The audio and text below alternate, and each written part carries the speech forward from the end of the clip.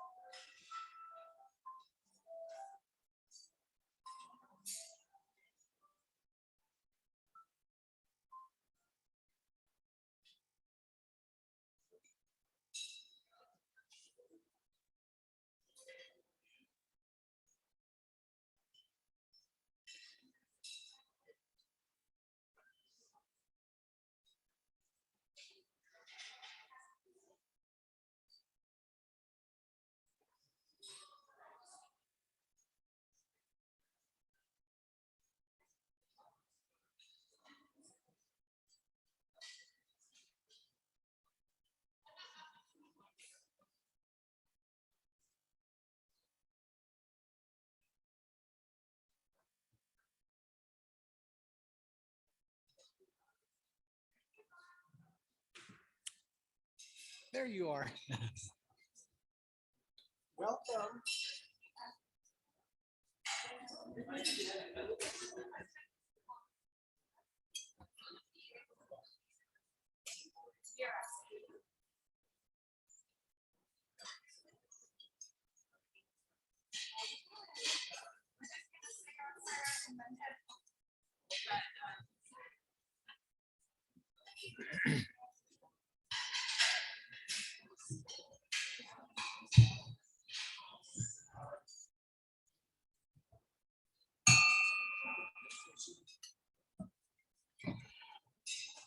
I hope you'll join me in thanking Myrna for our music today. She, I get a double reward. She practices that music all week. So I'm getting entertained all week in preparation for what you get to enjoy during lunch. What a fortunate experience it is for me. So we're going to get started, and let me ask Alex Glenis to come up and lead us in the Pledge of Allegiance.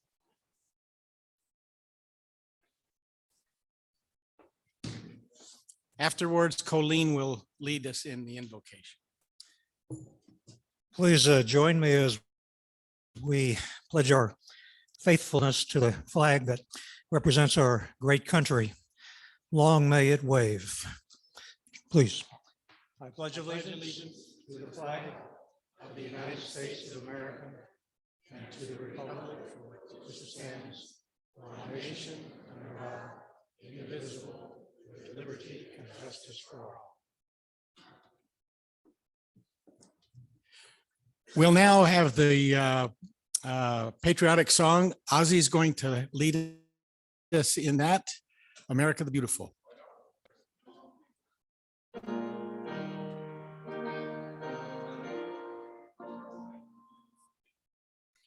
That's an intro.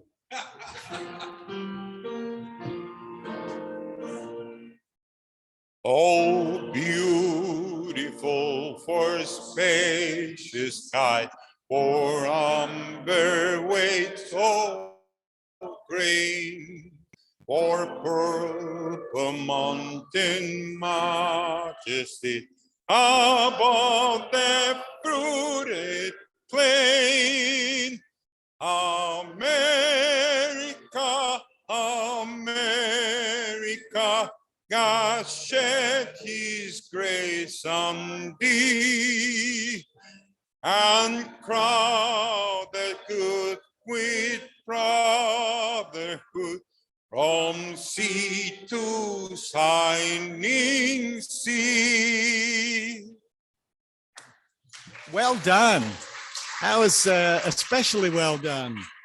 And Colleen is on her way up to provide us with the invocation. And she has her daughter with her today, Vera. Hi, that's my daughter, Vera Rose McKinnon, if anybody is wondering who she was. I just spent a week at a Benedictine Abbey in Palermo, and while I was there, I spent a lot of time thinking about what kind of an invocation I could bring to a club that chooses to put service above self. And I decided that we could reflect on love. So if you could join me. Love is patient, love is kind. It does not envy, it does not boast, it is not proud, it does not dishonor others, it is not self-seeking, it is not easily angered, it keeps no records of wrongs. Love does not delight in evil, but rejoices with the truth. It always protects, always trusts, always hopes, always perseveres. Love never fails. Amen. Thank you, Colleen. Great message. All right, so we'll proceed with Andy, who's going to give us. Oh, I'll be down there. They just want to see your face. Oh, okay. So our welcome to guests and visiting Rotarians is going to be Donna Johnson, who this completes her qualification to get her blue badge.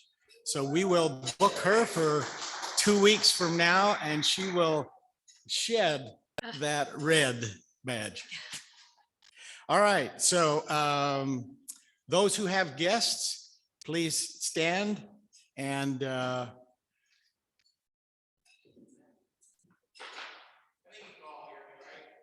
okay.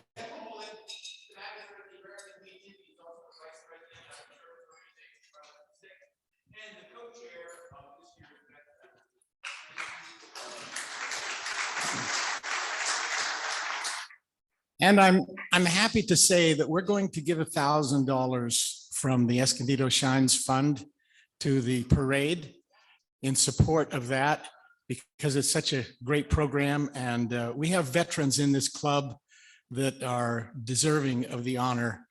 I'm also going to invite you all to participate, but I'll talk about that later. In the meantime, no other guests? Go ahead. We want to welcome our Zoom members currently, and if I miss anyone, it's because the list updated. Ken Manell, Jackie Skay, Irv Erdos, Erica Schwarm, Bernadette Blaney, Jan Jones, and Chip Landsey are joining us via Zoom. Yes, thank you so much. And we do miss you and glad that you're part of our organization through the Zoom system. Okay, Donna. Ready when you are. Howdy, we're glad to have you here. Howdy, we'll say it loud and clear. Relax, enjoy the program, and won't you come back to see us again? All right, thank you.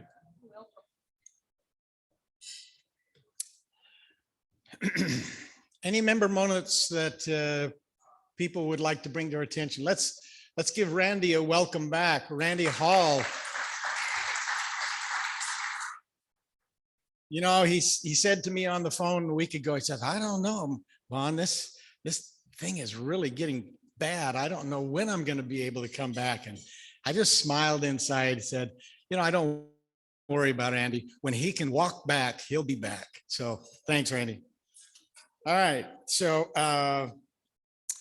Marilyn is going to walk through the birthday list, and we've got a big one, big group this month. By the way, there are copies of this birthday list over here.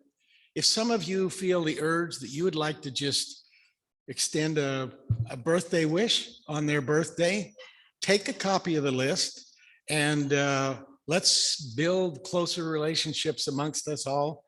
It's my privilege to be able to do that with all the birthdays this year. I'm going to be sending a birthday card on my behalf and on the club as well. And so we make it special. Anyway, Marilyn. Thank you, Vaughn.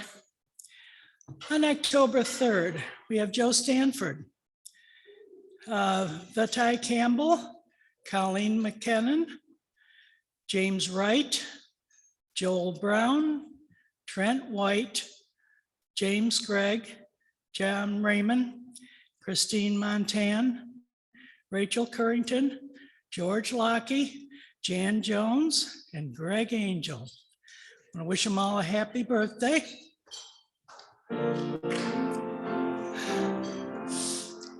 Happy birthday to you. Happy birthday to you. Happy birthday, dear Rotary. Happy birthday to you.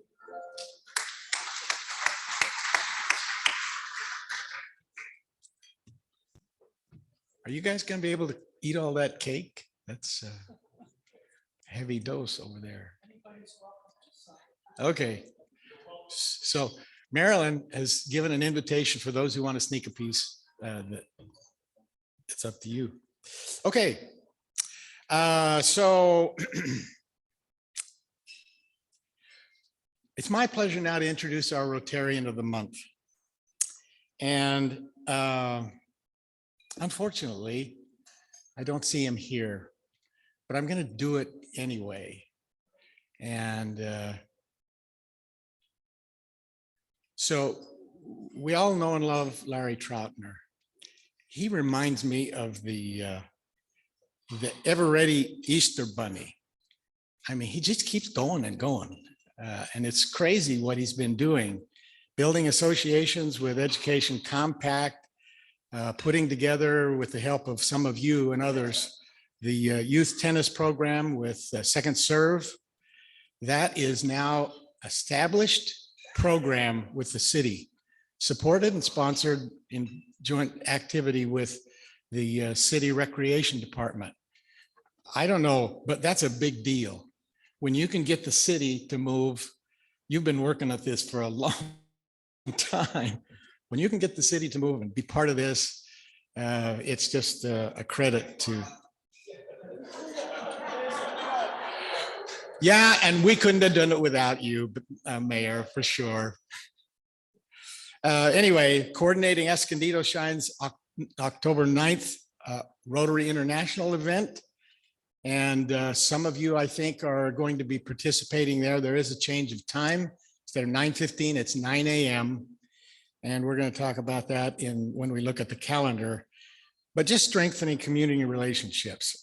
He's a great example of building relationships across the whole spectrum, amongst ourselves, with the city, within the community. Just a great example. I want to be like him when I grow up. Anyway, so that will be his certificate.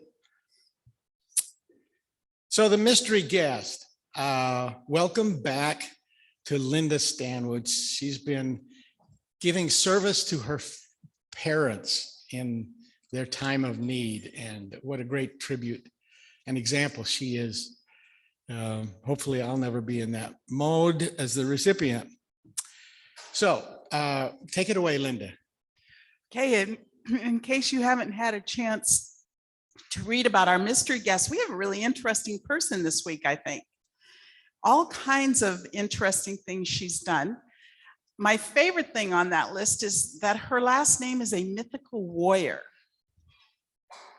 Does that ring any bells with anybody? It's not Hercules, but it's another mythical warrior. So it's your turn now. Think, and you have a chance to ask questions, or if you're really knowledgeable, just guess.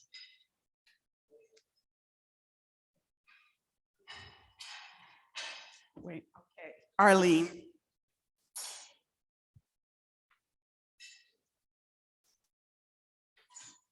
Did she sing last week at this meeting from the podium? No. No. Had to think about that for a minute. And by the way, you know, some of the questions you guys can ask are, has she been in this club for more than 2 years, more than 5 years? Does she have black hair, brown hair, blonde? You know, I don't know how you guys learned to play this game, but when I was growing up, you had all these questions that narrow it down to almost just a few people. Anyway. Any more questions? I can answer the first question that Vaughn asked us. She has not been in the club more than 2 years. Yeah, and she's got dark hair. She's got a great smile. Oh, that's. Does she have access to a lot of money? Yes, she does. That was a good question, Jay. And a good clue.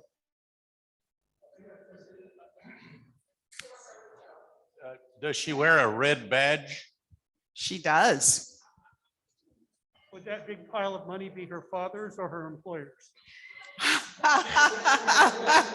I'm going to just guess that it's her employer's. There was one more question over here, Linda. Okay. Oh, this table right here, which narrows it down a bit. Anybody want to make a guess?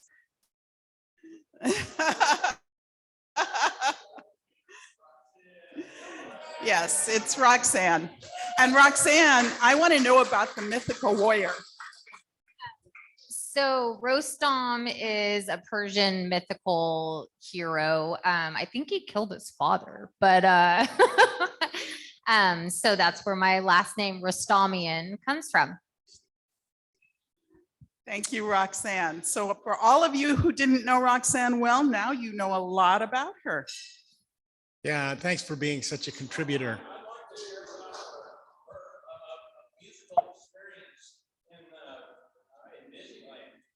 All right.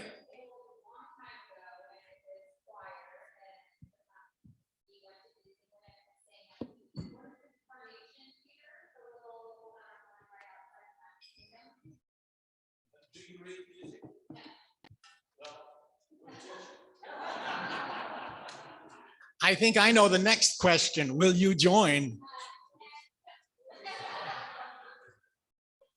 All right. Well, thank you so much. We invite others to participate in the mystery guest. You know, you've got these cards on the table there, these table talk cards. Love to get some other ideas for a game. I did get a call from Arlene Schuster, and she, you're looking at me like, who? That's coming. No. All right. Strike that last comment, Your Honor. Anyway, if you have some fun games you'd like to be doing, we need to get Irv back. Irv, we love you, and we're missing greatly your talent. I remember those days of Two Truths and a Lie and some of the caricatures. I particularly remember the one he did on Randy Hall. I've never seen Randy looking better than in that movie or that shot. I know he keeps it on his wall at home, looks at it every night. Anyway, so I would like to invite Marianne Diak to come up to the podium.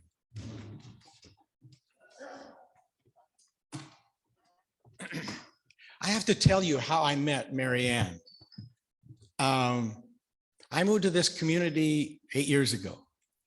And one of the things that I was encouraged to do was to go meet with CAFE, Community Alliance for Escondido, CAFE. Anyway, so I walked into this meeting and I saw this person take charge of, there were about 35 people sitting around a room.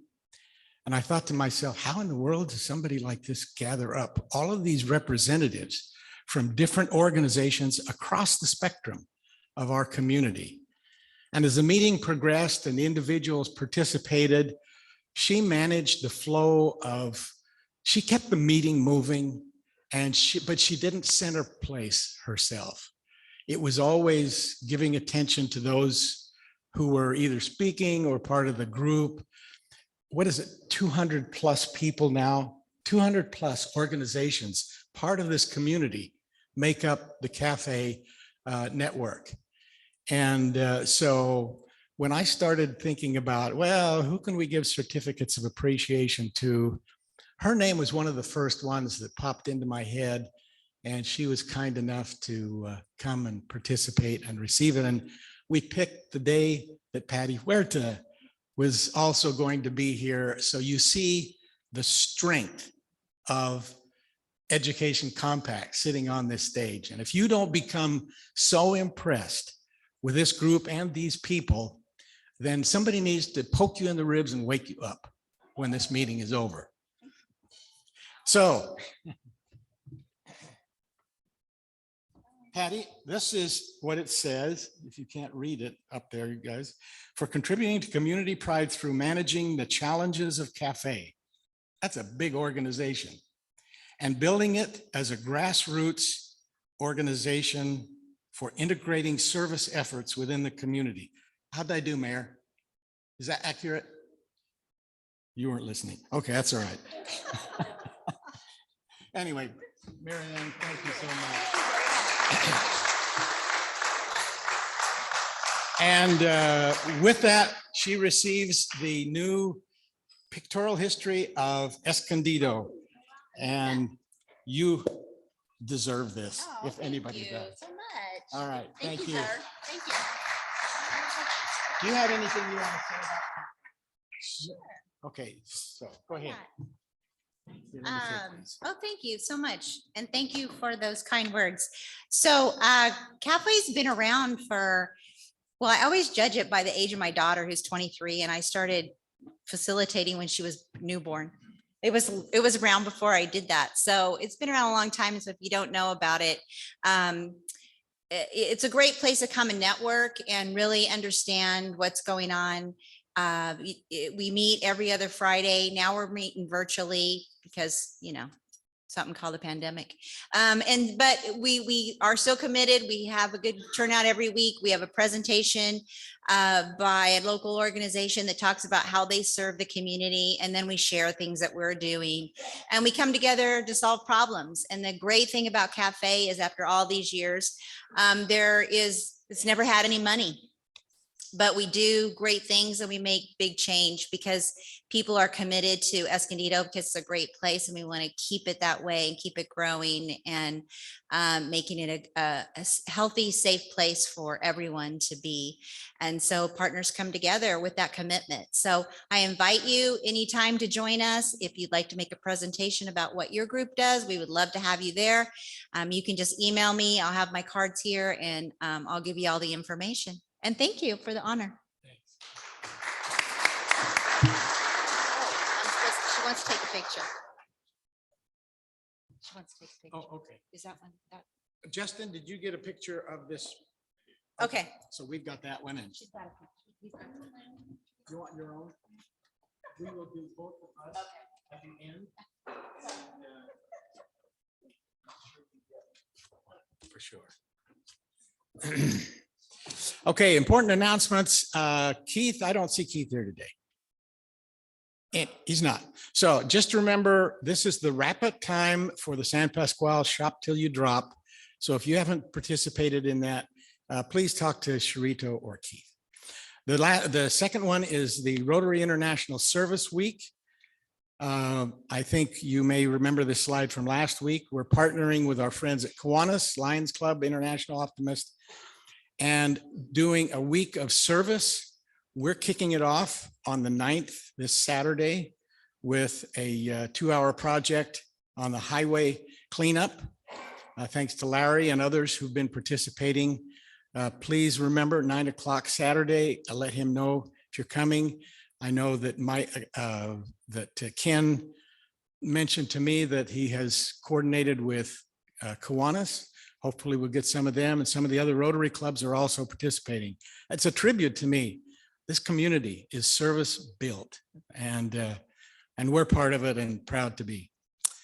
So you'll notice Patty is speaking today. Next week, or this Saturday, is that highway cleanup project.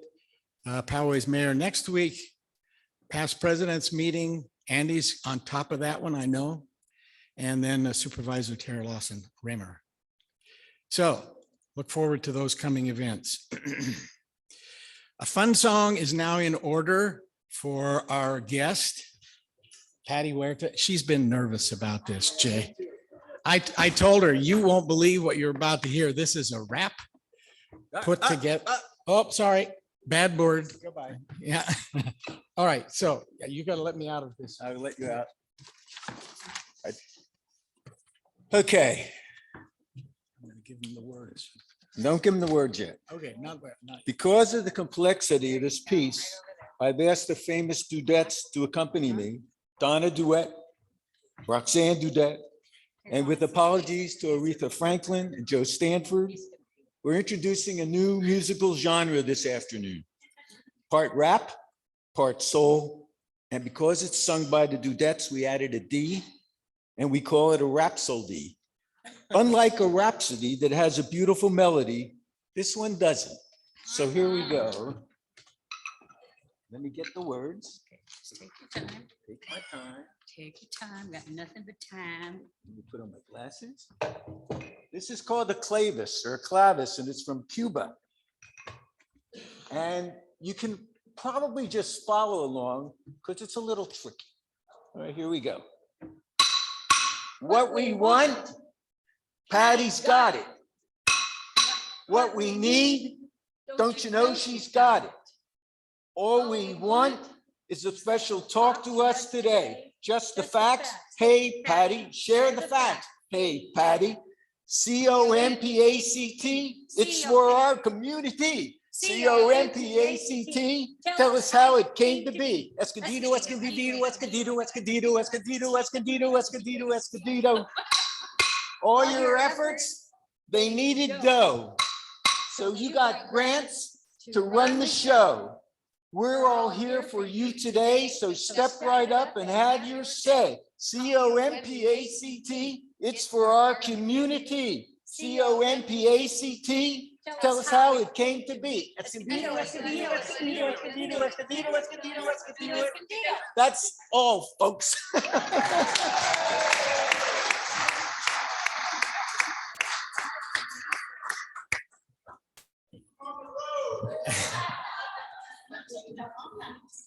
Patty, if you haven't figured it out yet, you have just become the star of the singing group from Rotary. I'm amazed. I've written plenty of songs, and Jay, I think you outdid yourself on this one. Wow, that was amazing. So let me introduce Patty Huerta. My introduction to her began, I know the mayor remembers this. We gave the city council gave Patty Huerta an Outstanding Citizen Award. You remember that, right? I was there because I got it on behalf of the Rotary Club for kicking off Escondido Shines that year. But when I heard what she had done, and she stood up and talked about it, here is a woman with passion. That's what it takes to spend 22 years building an organization like Education Compact. I don't think any of us appreciate the monumental task of building a community such as they have done. I've met tons of these lovely Hispanic Latino people that are our neighbors. I love them dearly. And we as a community, I hope, share that same feeling. This is the epitome of love according to Marianne's definition. Or no, it wasn't Marianne, it was Colleen. She's not here. Anyway, the measure of love based on the qualifications that she gave. I'm going to read what you deserve to know all of these things. Anyway, she was on the stage and I have been impressed with her for 7 years without an interruption. She continues to amaze me. Patty Huerta has been the executive director of the Escondido Education Compact for 20 years. Compact's original purpose was to expand the educational and career opportunities for youth, assisting them in becoming contributing citizens in our community. I asked her, of all the things you've accomplished in Compact, what stands out the most to you? What was most important? She didn't hesitate. She said, keeping these kids safe, preventing them from getting sucked into criminal type habits or life, instead giving them education and hope and self-confidence to become who they really are inside. It's just a credit to her and her vision. Compact's vision is safe communities comprised of contributing, healthy, educated, empowered individuals. Compact brings 32 years of experience as a workforce development youth service provider, as well as the expanded services and intensive care management to a high-risk youth and to youthful offenders as well. Some of you have heard of Project Hero. I hope more of you will. I actually signed up for that. We're waiting for the pandemic to get over. Yeah. But that's a great way to, and it's proven its value in saving youth from getting sucked into gangs and criminal activity. And it requires good men who will become a hero to these young men who may be just a little bit stressed out. She's done a lot of areas of work with probation, juvenile diversion. Maybe she'll talk about some of those. She's well known and respected in the community. She helped establish the CAFE organization, which you've heard about. Patty has a great compassion for foster children and their families, and has made positive changes to the system through her work and with the North County Collaboratives. Having someone take an interest in them can turn their life around, and she has done this. Her greatest trophy are the lives that are lived today in a positive way because of her sacrifices. Please welcome Patty Huerta.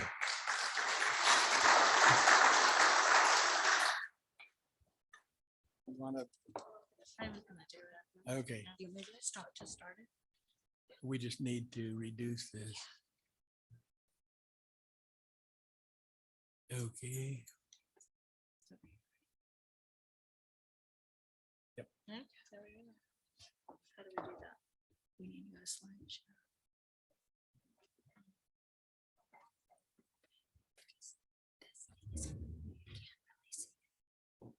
Put the glasses on. Thank you. Can see the, okay, you can do the thing now? Yeah. Are we good now? Yep. You can see it here and just hit this. Okay. You've got about a half hour. Oh, I do? Oh, well, after the presentation and the introduction that Vaughn did, I think you know all about Compact. So I really thank you, Vaughn. That was super nice. And I am really so privileged to be here on the day that Marianne is recognized. I could ask Ron Giles to stand up and tell you about it, but Marianne is my best friend. She also works at Compact. And we have pretty much been best friends since our kids started kindergarten at Oak Hill School. And Ron Giles was the principal. So we were trained well. That's what we always say. Ron Giles trained us, and he always was sly. He would walk and he would like put his arm around me, and then he'd say, I have something that I think will be a good idea. And sure enough, Ron's good idea would turn into some other kind of program. But I am forever indebted to Ron, because I had my baby who would refuse to go to class, and Ron Giles carried my son into the classroom kicking and screaming every day. So those are amazing people and amazing memories. There's a lot of you that I have a history with, so I'm really glad to be back. It's been a while since I've been here. And I'm really blessed to have this ability to talk about Compact and the services we provide. As Vaughn shared, we're having 32 years of service in October 23rd to be specific, is when we were formed. And I've been at Compact for 21 years. So it's definitely been a long process. I want to start off by sharing a video. It's a short video, so you don't have to be freaked that I can't open. Okay, Marianne, she's the technical. Okay, hurry, is it going? No. Do I have to click it?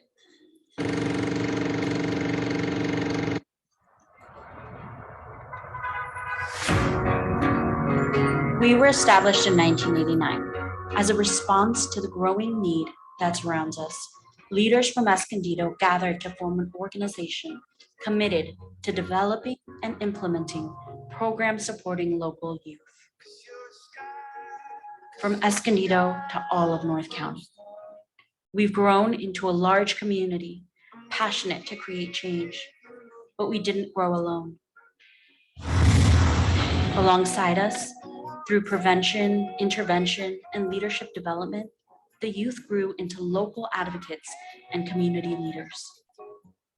After 30 years of service to those in need, the vision remains.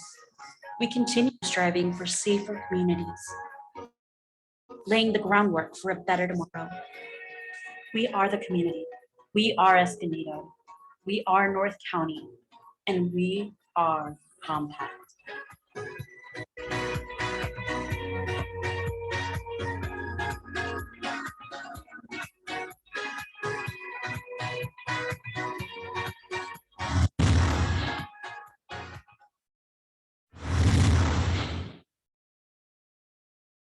I think it's really important for us to share this video because this video is actually made by our youth. Uh-oh. You don't have to see it again, I promise. That's what I was clicking. You see that Marianne's the technical person, not me. Okay. So many ask how Compact was formed, and actually it's a lot simpler than it sounds. It was formed as a compact. Back in 1989, we were having a lot of disenfranchised youth in Escondido. North County had become kind of a hub of kids that were not actually doing as well. Back then, we were recognized as having the lowest graduation rate in the county, something we weren't proud of and knew that we had to fix. So key stakeholders from from the city of Escondido, the 2 school districts came together, as well as the Chamber of Commerce. And they held lots of forums and focus groups and really wanted to get information on what they could do at that point. And that's what the recommendation was, is to form an organization that was not tied to anybody, not tied to the city, not tied to the schools, not tied to the chamber, but a standalone organization that would have its beat on the population of youth and what needed to happen or what needed to change to help our youth to be successful. And during that time, our community has gone through a lot of transition. And we're really proud that that came together and stood by it. We still have those great relationships with the city, the 2 school districts, and the chamber. Our chamber, if you have representation here, we'd like to have a better relationship, but I just had to put that in. So am I gonna do this? Yeah. Thanks, Marianne. In 2017, Compact went through a strategic planning process. Basically because there were so many services that needed to be happening, we needed to really hone in on what needed to happen as opposed to chasing dollars. We really were committed to being 100% grant funded or donations. We needed to have that focus be made. But the other thing that was happening is that we were finding gaps in service, or we were identifying needs of service, not only for the youth we served, but for the family we served, and then ultimately for the whole community. So because of that, as Vaughn shared, we kind of had a broader vision to have a safe community comprised of contributing, healthy, educated, empowered individuals. So it's not just the youth, it's their families, and it's the residents in our community.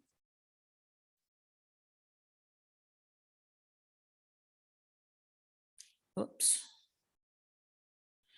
So basically at that moment during our strategic plan, we really went through, we had youth that participated, we had parents that participated, we had a lot of Spanish speakers that through translation really talked about some of the struggles that they had. And my board was also part of it. And I have several board members that are founding members of Compact. So this was kind of an emotional piece for them to go through to see what needed to happen to not only improve the organization, but to really improve the services that needed to happen in our community.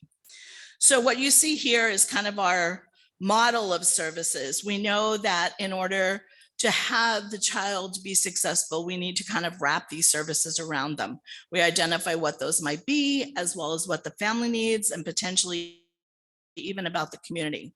So we have a prevention, our leadership development, health and safety, and then our intervention services, which wrap around a child to actually keep them healthy and safe and productive. So the first component of services is about prevention, and you all need to yell because I can talk 17 hours about Compact and the services we do. So if I get off track, Marianne's supposed to give me the hook, but any of you can also offer that. So our prevention component is just that. It's about preventing. If we don't put forward effort in the beginning to make changes or to keep kids steered on the right road, we're just basically picking up time. We're not really making a difference. So through that, these are the specific programs that we've been offering, and they have a really good history. The first is our mentoring component, which Vaughn mentioned, Project Hero. And it's about mentoring both boys and girls, some of which are gang affiliated associated, some of which have actually entered the juvenile justice system. And our newest component is little 5th graders. So we go back to the Oak Hill days, which is actually one of our schools, that we actually have the school identify 5th graders that need additional support as they transition to middle school. So on top of that transition, they also then get a mentor to help them go through that. We offer gender specific programming, both FIT and Girls Rock, which many of you might have heard from. They're kind of renowned in our community and one of the first to move forward. It's a partnership between retired law enforcement and life experience mentors. So it's one of the first in Escondido to actually have that philosophy about molding that group together. We offer parent workshops. As we always hear, parents, we don't come, kids don't come with a manual. So this is really about giving parents skills, especially the Spanish speakers, because they come from a different place. They really don't feel like they have any authority or they don't really have any voice. And this is to really educate them on how that changes and what it's about for their kids. And then on a community basis, which hopefully our mayor has heard, is about our Drug-Free Escondido Coalition. So this coalition has been working years to talk about changes that need to happen. Talks about alcohol access for youth. It talks about marijuana, talks about vaping, and all the conditions that kind of go along with that. So those are our prevention pieces. Then under our leadership component, we really try to have the philosophy that every person can be a leader. And we try to give them the opportunity, just like you shared in the video. The kids that produced that video along with the Compact staff are not your usual leaders. We do have usual leaders. We have our community service kids that are successful. They're going on to college. They have their life pathway cleared for them. They're going to big good schools. Well, we're trying to help the other kids too get to those same levels. I mean, we have a lot of kids at Valley High School that are going to have the opportunity to potentially go to community college, but we also believe that there's other college career pathways for them. So we really try to support them in that. We've really trained youth to become advocates, to them to advocate. And several times you have seen our youth advocates come to city council and really talk about what needs to happen in our community and what improvements need to be made. So we're really pleased and really proud of them. And then the other group, as I mentioned, is the residents. We have been offering Resident Leadership Academy training to Spanish-speaking parents. They didn't have to be parents or adults, throughout apartment complexes in Escondido. Most of them are affordable housing complexes. And what happens is that they get this training and then they put that into motion. They create a community plan, which then helps them to kind of work through the process, and then we support them. They have basically had some plans for walkability. What changes need to come in their community? Do they need additional stop signs? Do they need some traffic calming measures? We've had some that have worked on crime-free housing with the PD, basically so their community, their complex can be healthier and safer. We've had gardens. We've had a lot of garden to table concepts. We've changed people's perceptions of healthy food and what that looks like to improve their diets. And then the last is our college and career, which is really our core component. We have been doing those services since its inception. Are you giving me the sign? Okay, I was just checking. So college and career continues. We teach kids how to create a portfolio. We hold a job fair for them. We actually hold Job Shadow Day for the high school district, where we place about 150 kids in job shadows. We do college and career speakers, even at the middle school level. So that is a large component. And next is probably the part that hits home the most is intervention services. There are many, many kids, more than we want to think about or talk about, that are actually coming into these systems.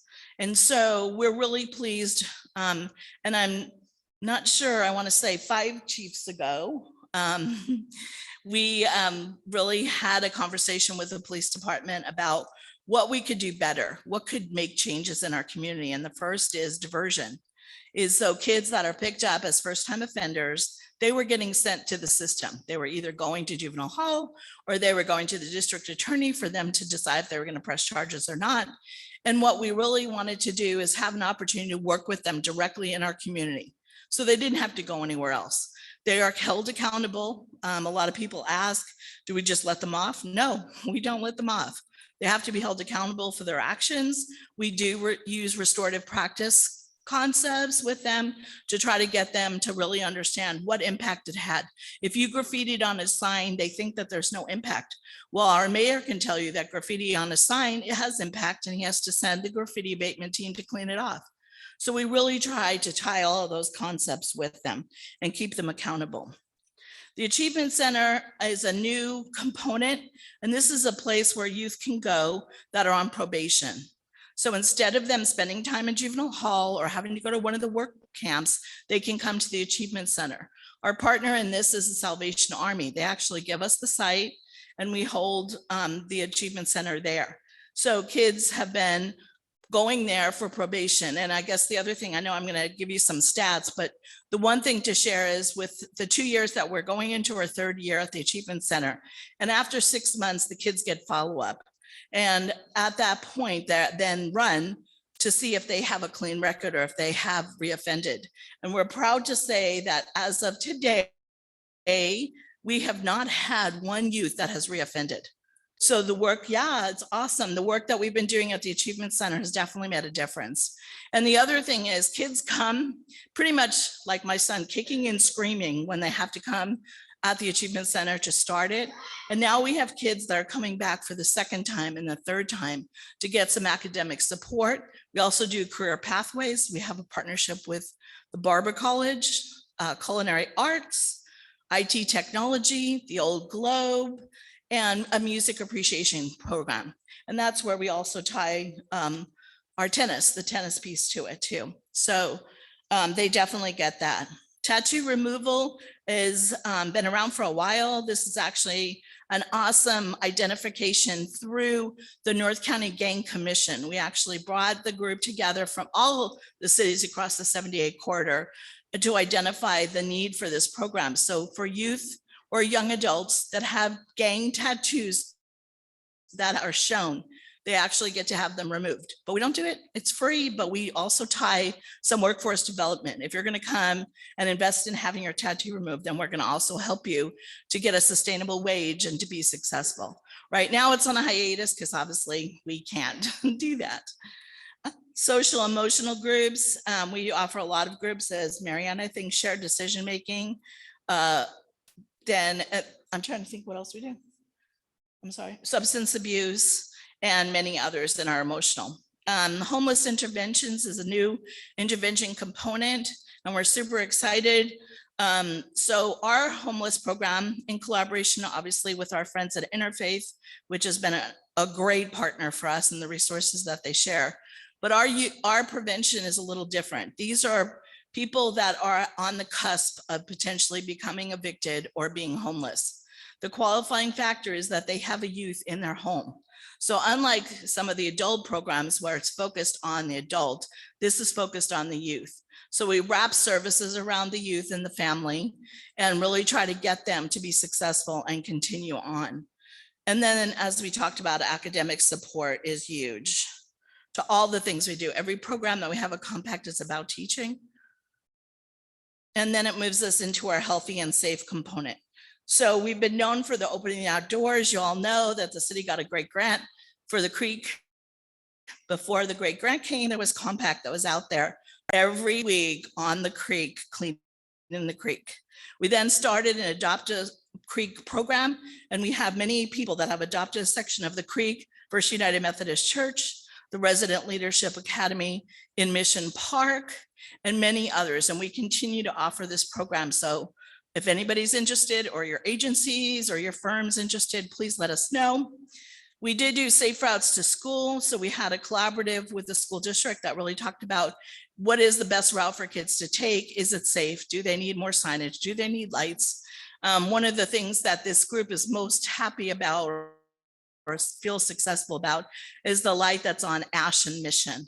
There wasn't a light there, and that was one of their focuses for a couple of years. Actually, they kept going back to the engineering transportation department about that light, and they actually got it. So we're super excited. And then crisis intervention. Right now, especially with COVID that's been happening, there's a lot of families in crisis. And so we're actually able to go be called by the police department about a family that's in crisis. They have a youth that potentially is totally being disruptive, that they can't calm them down, that the family wants them to leave. We're able to go and do some crisis intervention with that family. And in some cases decide that that child shouldn't stay there, that they needed to go to another place. So working with foster care parents, we're actually able to take them out to a cool bed, give them a cool off period, and then we work back with the family to kind of re-engage them back into the family.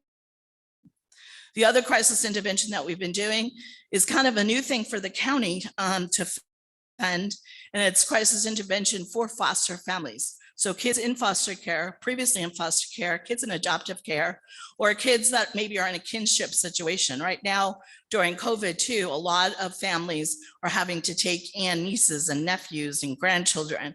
So this also gives the ability for us to go out there 24/7, we're on call 24/7, And we go out there to really try to kind of assess what the situation is. We hope that we're not having to get law enforcement involved, but really trying to give some strategies and get the youth that's in that situation to try to agree to kind of calm down for the next day or so. So we're really proud of that new crisis intervention component. So I wanted to share some of the stats. These are 2019 because we obviously had COVID, so it was harder for us to count those things. But in 2019, we had 3,000 hours of community service done by our youth, which is just a huge amount if you think of that. We had 121 hours of leadership development, and that would be our youth and our resident leadership academy. We had 313 cases referred to the juvenile diversion program. And that's huge, because if you think about those 313 kids, they would have been going down to juvenile hall or to the district attorney's office. And of that group, we have the lowest recidivism rate in the county, and that's at 9%. So what we're doing works, and we know it, and we hear it all the time. We have 120 youth that are in our mentoring programs. We have 4,798 youth that participated in career days. So those are career days that we offer on the middle schools, on the high schools, and even at college. We partner with Palomar and Cal State San Marcos. We have 350 kids that attended Colleges for Me. And Colleges for Me is just that. It's a partnership with Cal State San Marcos, where we bring youth and families together for them to hear from speakers, not speakers that have a college background, but more about they never thought they'd have the opportunity to go to college. They thought that their pathway was just, not just, but was a pathway that didn't include college. But these kids and their parents are open to all that stuff. They get educated on FAFSA and what happens. Compact helps with that. And then about academics and what needed support there is. We talked about the Girls Rock and Fit programs. We had 70 boys that were in Fit and 59 girls that participated in Girls Rock. And then in this last year that we did Job Shadow Day, we had 129 students participate in Job Shadow. And we're out here in the parking lot, the Center for the Arts. So if any of you on the day of Job Shadow want to come, it's a logistics nightmare. We have 2 buses, big old buses. We have 10 vans, 14 cars, and Marianne leads 2 walking groups. So it's a lot of logistics, and the kids come back with just amazing stories.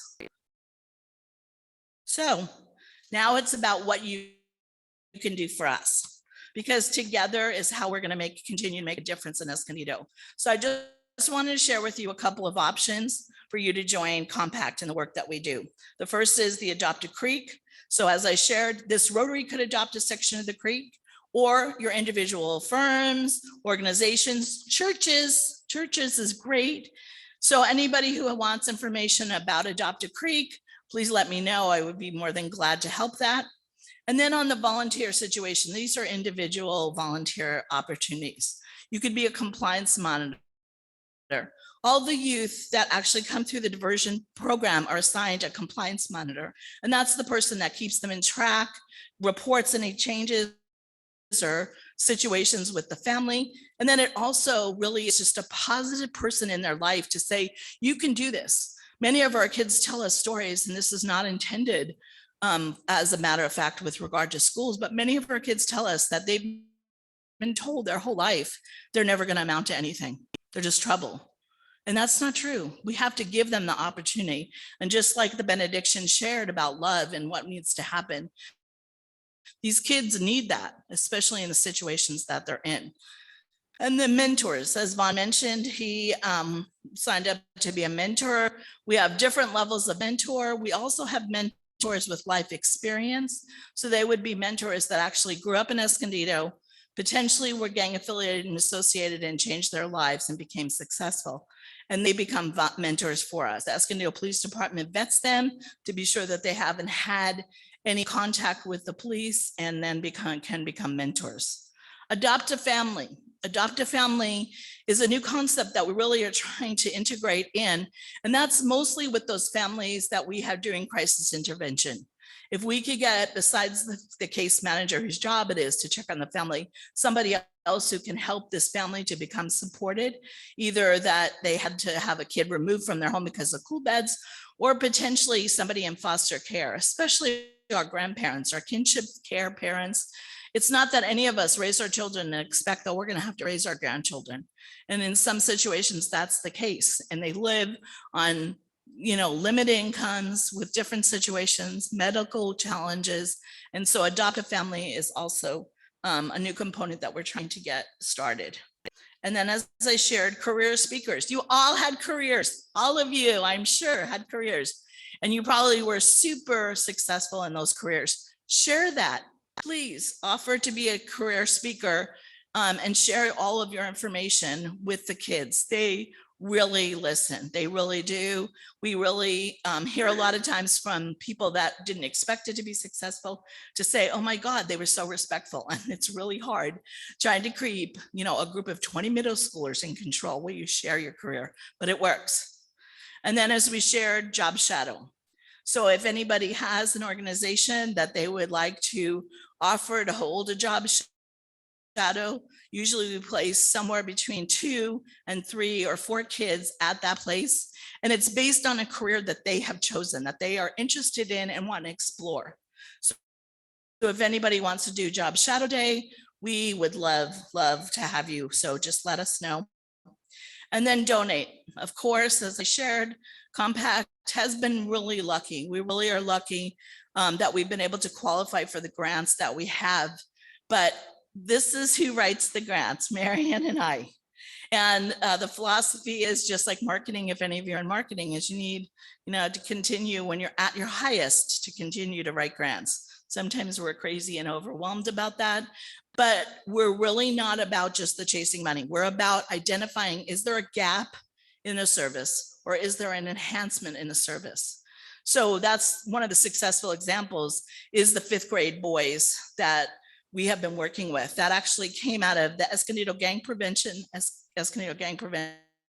Task Force, who came together and really identified from the schools that the kids needed intervention earlier. That the work that we were doing with the middle school into the high school was really not any kind of low-level intervention that needed to happen. So we have changed that to this lower kids. And then we do try to do a good campaign on Giving Tuesday, if anybody wants to watch for Compact. We have a great website, has all the information. It also has the applications for Compliance Monitor, for Mentor, for speakers. It gives dates of our events, and it gives a little bit more information about all the different programs that we really do have. So that's it. You have now heard more than you ever wanted to know about Compact, I'm sure. But hopefully you found it enjoyable and you really understand the services that we provide. So if somebody stops you or somebody asks you, or you're at a place and they have a conversation about an agency, talk about Compact, talk about the volunteer opportunities, talk about how you can partner. We're so thankful that you gave us the opportunity to come today to talk about Compact and the services we provide. I thank Vaughn for it. And we really hope that we can find ways to partner with your Rotary. Thank you.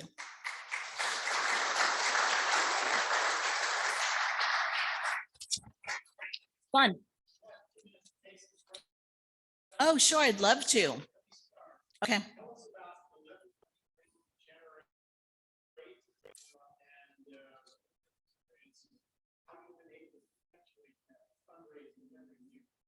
Thanks.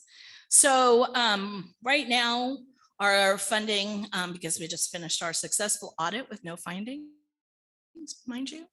And those who are in accounting, or those, I see Danny back there, that know about different components. We have several federal grants, and federal grants require single audit requirements. So not only do we have to go through this huge audit process, then on top of that, we have to go through the single audit process.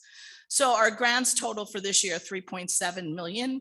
And yes, that seems like a lot, but I can tell you it's not a lot, because the other part that happens is they don't pay to keep my lights on. They don't pay for my staff to have computers. They don't pay for the kids to have food. Our Project Hero mentoring grant is an outstanding grant that gives us the ability to offer some supportive service to the kids, but they won't feed them. So we have to hopefully get contributions enough to buy snacks or water for the kids to feed them. We take people who want to create hygiene kits, who want to do backpacks for school education, or gift cards. I mean, we have a family today who was in my office when we were leaving that is going to be homeless, and our program is working with them to find a home for them, but they have 3 kids and a mom who only works part-time. So we basically are trying to find a temporary shelter for them, as well as then give them some gift cards for food. So we do the donation piece. And as I shared, we do Giving Tuesday, which is a good campaign for us to actually collect money. Any other questions? Yes. Yeah, among all the kids you work with, and you've done this for a long time, is there one particular red flag you identify with a kid that you go, oh my God, this kid's heading in the wrong direction if we don't intervene here? Is there one particular indicator that's most alarming? Well, we do an assessment with all the kids that come into our programs, and Marianne runs all of violence prevention programs, so the diversion program.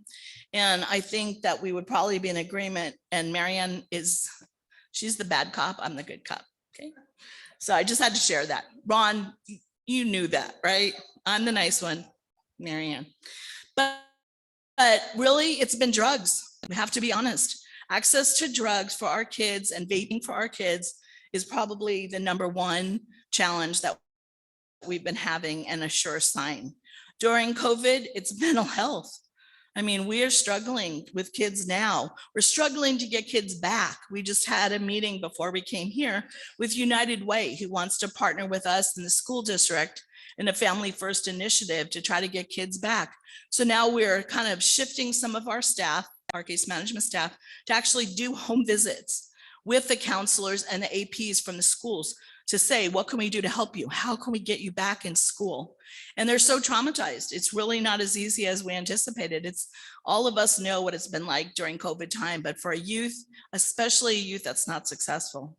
So definitely the drugs, mental health, and family chaos, I guess, is probably the other one. Mary, anything you want to offer? Well, I think it's a red flag, right? Right. I would say if you start to see a kid not going to school, or their grades starting to drop when they're, you've been a pretty steady student, that's your warning sign. And usually 99% of the time when we get a case, when that's happening, they're using marijuana. So that's a warning sign when you start to see a change in behavior like that, change in friends, change in attendance at school or grades, then something's up. Well, I have a question. I'm wondering if most of the kids that you work with fall into some category of poverty or race, or how do you? That's a really good question. Honestly, about 90% of our youth are Latino. And it's not for any means other than the demographics of Escondido has changed. And then we're really across the board. The community service component is really successful kids. So there are usually about 200 kids that have done all those hours of service, as well as job shadow days, career speakers. They know what they're doing. And then the other kids really come on after that. Anything? So all kids are basically eligible. Yes. That is one of the things that my board has committed to, that none of our services will ever have a fee or cost, and nor will we turn anybody away. If a youth comes in or a family comes in, doesn't meet the eligibility requirements, we'll still find them a program. And the other thing that we really are, really concerned about is the time. So if a call comes into Compact within 24 hours, they've been contacted, they've been given emergency resources, and then they'll develop a service plan for them. So there's no waiting for them to go and get services. Anything else? Mary Ann? No? Okay. Yay!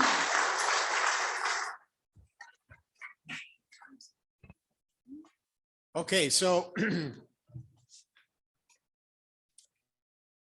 Patty, we want to honor you as well with this certificate of appreciation. You do. For contributing to community pride through generating and developing the Education Compact organization focused on strengthening and protecting our youth and adults by building the community through education, social, and cultural development. Signed by myself and the mayor. So we're going to get a picture of it here.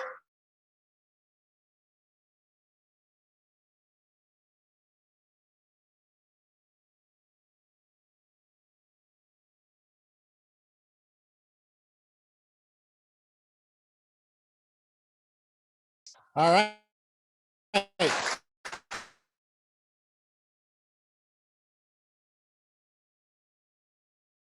So just as a challenge in the last 2 minutes, I think generalizing, there are 3 groups of people. One very large group, those who are going through life unaware of what's going on around them, focused on their own needs and their own challenges. Second group, those who are aware. They come to a presentation, they see something on television, they are encountering some need in the community, and they become aware. But it's always preparatory. Someday I'm going to do something about this. Someday this will happen. And so they don't move into the third category. Those who've overcome the unawareness, moved through the awareness into the action column.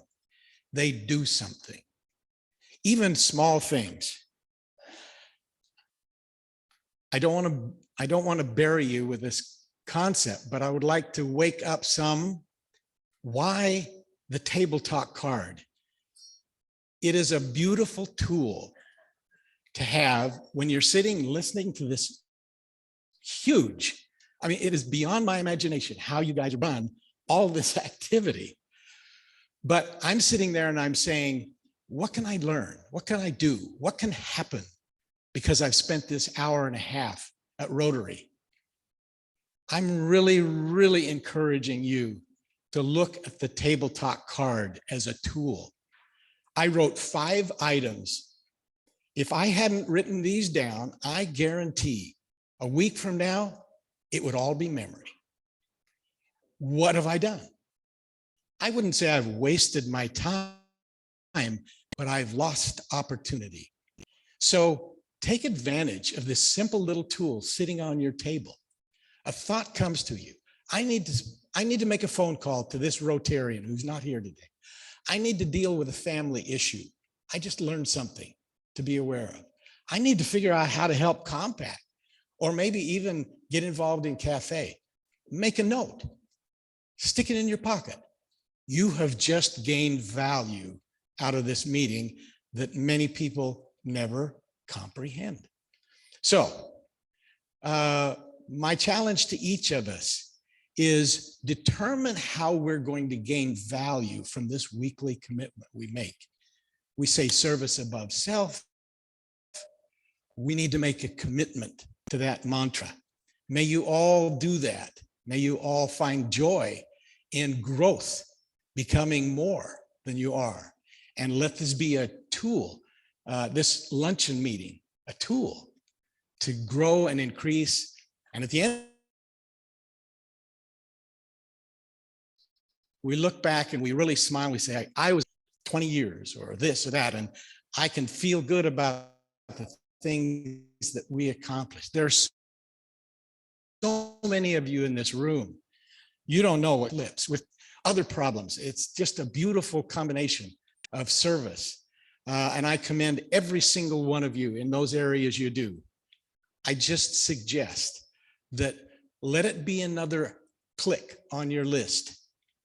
You hear something, write it down, stick it in your pocket, and do something. Have a great week.